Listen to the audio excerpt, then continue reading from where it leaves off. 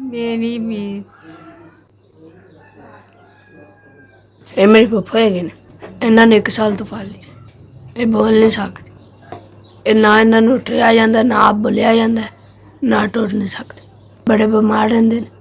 ਇਹ ਮਾੜੇ ਲੋਕ ਇਲਾਜ ਨਹੀਂ ਕਰਾ ਸਕਦੇ। ਇੰਝ ਹੀ ਬੈਠੇ ਰਹਿੰਦੇ, ਨਾ ਇਹਦੇ ਕੋਲ ਬੋਲਿਆ ਜਾਂਦਾ, ਸਾਰਿਆਂ ਨੂੰ ਇੰਝ ਪੈਂਦੀ।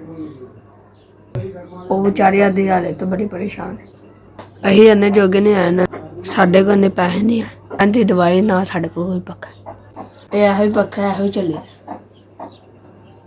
ਮੇਰੇ ਭੁੱਪਾ ਦੇ ਇਲਾਜ ਵਾਸਤੇ ਸਾਡੀ ਮਦਦ ਕੀਤੀ ਜਾਏ। ਤੁਹਾਡੇ ਅੱਗੇ ਅਪੀਲ ਕਰਨਾ, ਸਾਡੀ ਮਦਦ ਕੀਤੀ ਜਾਏ।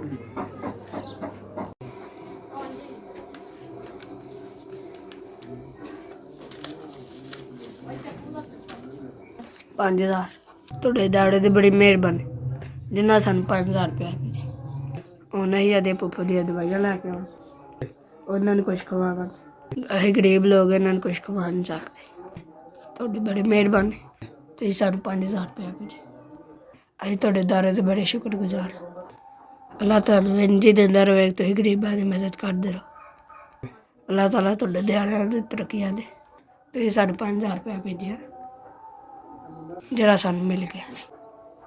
ਅੱਲਾਹ ਤਾਲਾ ਤੁਹਾਨੂੰ ਖੁਸ਼ ਰੱਖੇ। ਬੜੀ ਬੜੀ ਮਿਹਰਬਾਨੀ।